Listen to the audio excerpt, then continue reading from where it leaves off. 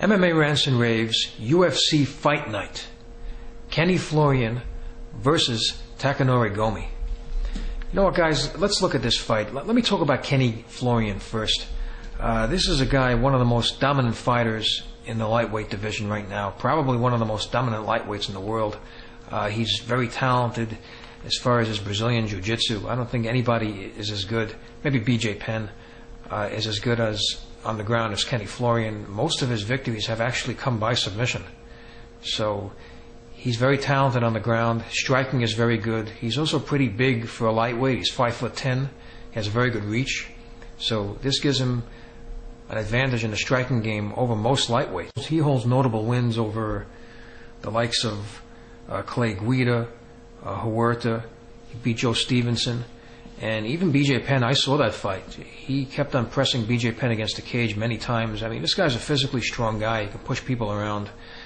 And before Penn got him into that rear naked choke, you know, it took time. And it was a tough fight. Even the loss against Shirk, that went all 5 rounds. So this guy's a good fighter. He's very seasoned as a veteran. He knows the octagon very well. He's a pretty well-rounded fighter. So let's take a look at Takanori Gomi. This guy is a strictly traditional Japanese typical mixed martial artist. I mean, most of mixed martial arts, well, martial arts itself, the birth of it, a lot of it comes from Japan. So, you know, this guy in his heyday, he was one of the most explosive lightweights out there. He came out of Pride. A lot of the great fighters came out of Pride. And they really defined with what was going to happen with MMA as becoming a mainstream sport. All these guys coming out of Pride, some of the greatest fighters, you know, including the likes of Fedor and Nogueira and Krokop. So, you know, he's one of those guys that were just in the mix, that were fighting at the same time. He has got over 30 wins. He was a very good striker. Beginning of his career, he was like unstoppable. But, you know, lately in his past few fights, he just dropped a couple of fights.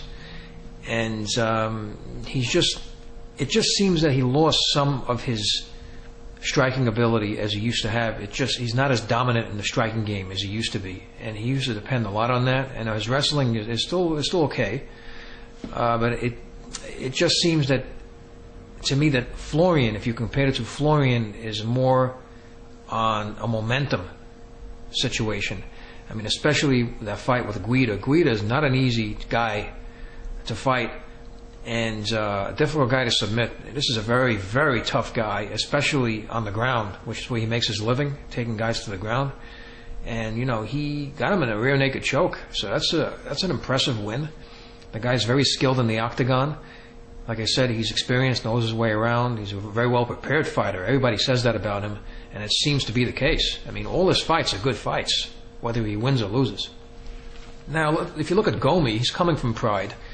You know, he comes from a ring, first time in the octagon. Here's another key situation. He's going to have to cut weight. The guy's at about like 165 now, so he's going to have to cut about 10 pounds. You know, the rules over there are a little bit more lax with that. In the UFC, he's going to have to cut weight and make 155, so it may have an effect on his game. The way I see this going, I'm going to get right to the prediction. I just think that Gomi, his chance of winning is to use his wrestling and try to stay on top. Maybe a Florian, it's his only advantage, because I just don't see him winning in the striking game. It just seems at the point in these two guys' careers that Florian is the guy that has superior striking. His striking seems to be better than Gomi's as far as the point in his career now. I mean, anything's possible. It will be interesting to see how he adjusts. But I'm going to throw up a prediction there. I think Florian could win this fight, may win this fight by early TKO. If not early TKO, he'll basically soften him up with striking and then maybe put the icing on the cake. When he weakens Gomi, he may go for a rear naked choke if he gets him to the ground, or some other submission, either Kimura or armbar or whatever. But anyway, that's the way I see this fight going. I'd like to know your comments about Gomi, about Florian, and anything else going on within the lightweight division. Please leave your comments, rate this video, please subscribe, and thank you for tuning in.